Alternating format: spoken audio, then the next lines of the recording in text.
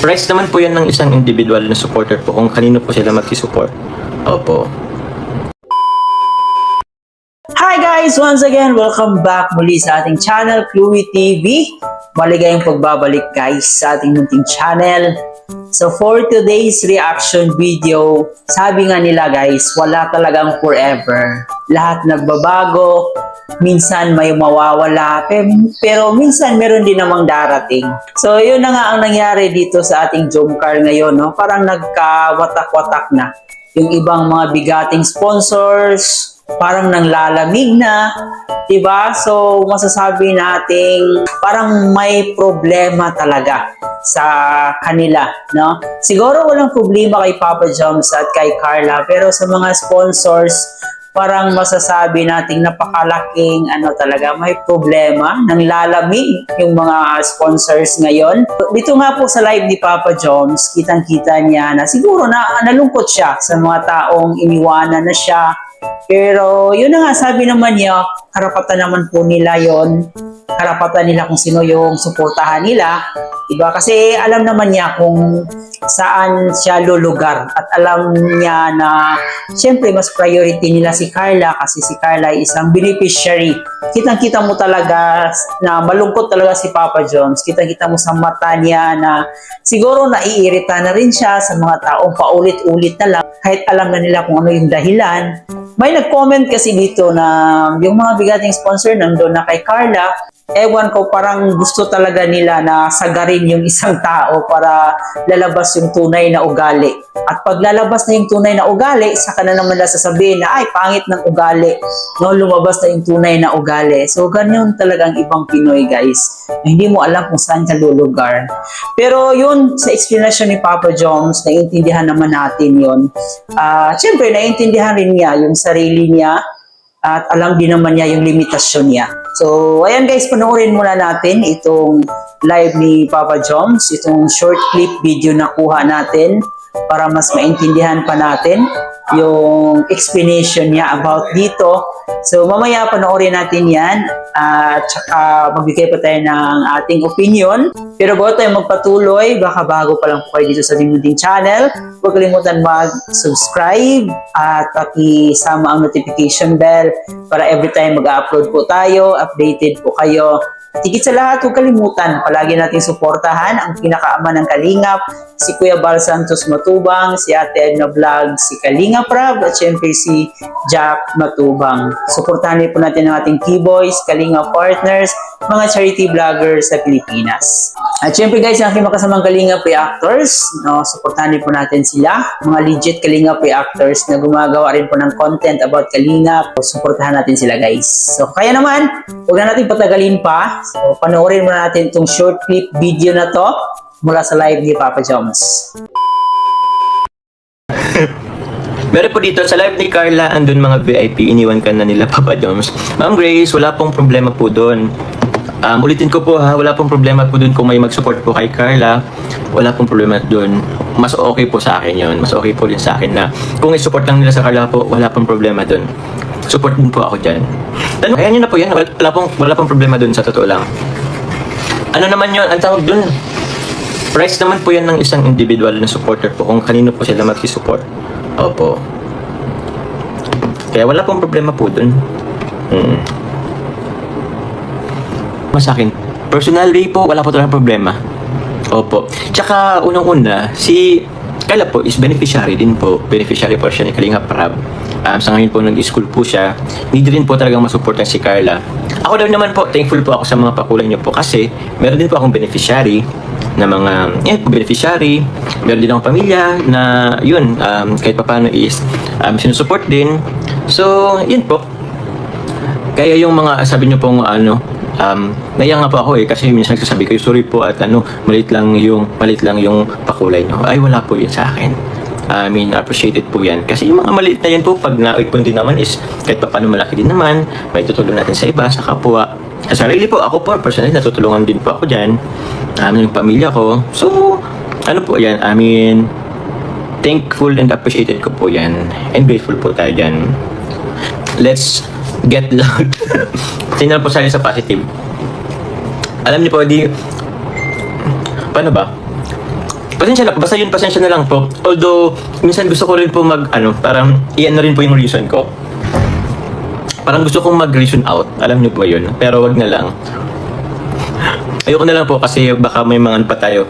May mga masaktan pa tayo pag pa tayo. Pag magpaliwanag ako is may mga masaktan pa. Ayoko na po nang may masaktan. Tama na po. Ano na lang tayo. Love, love, love. Ingat, tawag yan. Think positive na lang po. So, yun na nga. Dito nga po sa live ni Papa Joms, kitang-kita mo sa kanyang postura, sa kanyang pananalita, no, na medyo naiirita na siya. Na paulit-ulit na lang yung mga tao, parang pinagmukha talaga sa kanya yung, kumbaga loser siya. No, kasi yung mga bigating sponsor daw nandun kay Carla. Kung ako si Papa John, siyempre maiirita ako. Alam ko naman alam ko na yung totoo. Bakit niyo pa ipamukha sa akin? Alam nating nagagalit na siya, pero nandun pa rin yung pagrespeto sa kapwa-tao, di ba? Talagang mahinhin pa rin niyang sinagot yung nag-comment. So, napakabait pa rin ni Papa Joms kahit nagagalit na siya. And syempre, nakakalungkot din. Kitang-kita mo rin sa mukha ni Papa Joms na nalulungkot siya. Alam din naman niya kung saan yung limitasyon niya. Alam niya kung saan talaga siya lulugar. Kasi in the first place, alam niya na beneficiary si Carla. So, mas lamang talaga yung mga sponsors doon kay Carla. And siguro alam din niya sa sarili niya na malaki rin po yung malaki rin po yung tulong na natanggap niya dahil po kay Carla. So, siguro sapat na rin po yun para magpasalamat siya sa mga taong tumulong sa kanya dati. Diba? At hindi naman niya nakakalimutan yon yung mga taong tumulong sa kanya. So may mga mga internal problems kasi ang nangyari sa Jomcar ngayon sa mga sponsors. Kaya yun ang dahilan, nagkawatak-watak sila, nagka-problema. So yung iba doon kay Carla, yung iba naman dito kay Papa Joms. Pero alam natin na may kanya-kanya po talaga silang sponsors noon pa man. Mas nag-join force lang sila nung mas lalong sumikat ang Jomcar. Yun, doon sa explanation ni Papa Joms, sabi nga niya, karapatan naman po nila yun kung sino yung suportahan nila. At saka malaki naman po yung respeto niya sa mga taong tumulong sa kanya. And labis siyang nagpapasalamat sa mga taong tumulong sa kanya. Hindi naman niya nakakalimutan yon. And malaki yung utang na loob niya dun sa mga taong tumulong sa kanya.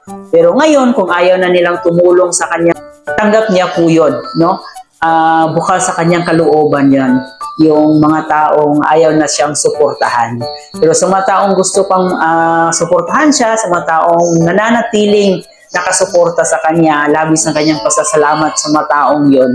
Kasi sila po ay nandyan para sa kanya, simula nung nag-umpisa siya hanggang ngayon. Sa nangyari sa Jomcar ngayon, para sa akin bilang isang supporters ng Jomcar, ipaubayan na lang po natin yan sa mga sponsors kung sino yung nila, suportahan na. Ang importante kasi sa atin ngayon sa Jomcar supporters, makikita lang po natin masaya ang Jomcar, makikita lang po natin masaya silang dalawa. So para sa akin sapat na yun diba? Kung gusto nilang suportahan lang si Carla, so okay lang din naman, diba? Kasi deserve din naman ni Carla na suportahan nila, diba? Lalong-lalo na ngayon na nag-aaral pa lang si Carla. At yun, mas maganda talaga na ma-prioritize nila na suportahan si Carla. And dito naman kay Papa Joms, meron naman siyang negosyo, meron siyang kita sa pagbablog, may income din naman si Papa Joms. And yun, kung ano na lang yung makaya niya sa pag-charity. Kung hindi pa niya kayang magpabahay kasi hindi pa sapat yung kanyang kita, kasi hindi rin ganun kadali magpabahay guys. Napakalaki talaga ng perang ilalabas mo dyan. So hanggang sa pagtulong na lang muna, like groceries, pagbibigay ng small amount, di ba? Sa simpleng pagsa-charity na lang muna siya. Bilang isang Jomcar supporters, huwag na lang po tayong magpadala kung sino yung dapat suportahan nila financially, si Jomar ba o si Carla. But as a solid Jomcar fans, i-focus lang po natin kung ano yung relasyon nilang dalawa. So, ipabayan na lang po natin yan sa mga bigating sponsor kung sino yung gusto nilang suportahan. No? It's either si Carla or si Papa Jones. Siguro malaking impact talaga sa kanila yan. Kasi nga, pag pera yung pag-uusapan, talagang malaking impact para sa atin yan, di ba? Pero when it comes sa suporta natin sa kanilang pag-ibig, sa kanilang sweet, kung ano yung mangyayari sa kanilang relasyon, so ano lang tayo, mananatili tayong sa gitna, no? So wag na lang po nating pakialaman yung kanilang financial na problema. Mag-focus na lang muna tayo sa pampag-good vibes. Pero yun nga, nakakabahala kasi habang tumatagal, mas lalong lumalala yung kanilang problema. So sana'y maayos na po, especially sa mga bigating sponsors. No, sana'y wala ng mga hidwaan ang mangyari. So sabi nga nila, mas mabuti talaga na silang dalawa yung tutulungan natin. Kasi pag mahal mo si Carla, so dapat yung mahal ni Carla na si Agong yan, so dapat mahalin din po natin yun, di ba? So mas mabuti talaga na silang dalawa yung susuportahan natin. Yun, mas maganda sana yun. Pero sabi nga nila, hindi natin mapiplease lahat ng tao. So karapatan din naman nila yon kung sino yung choice nilang tulungan. So as a Jomcar supporters, mas mabuting sa center na lang muna tayo. Kasi yun lang, suportahan na lang muna natin ang kanilang pag-ibig, kung saan sila tutungo, saan yung ending ng kanilang love story. So yan lang muna guys ang ating reaction video sa araw na ito. Huwag kalimutan like and share sa ating video at mag-subscribe na rin po kayo. So ito nga po pala si Chloe TV. Marami pong salamat sa inyong pagsama.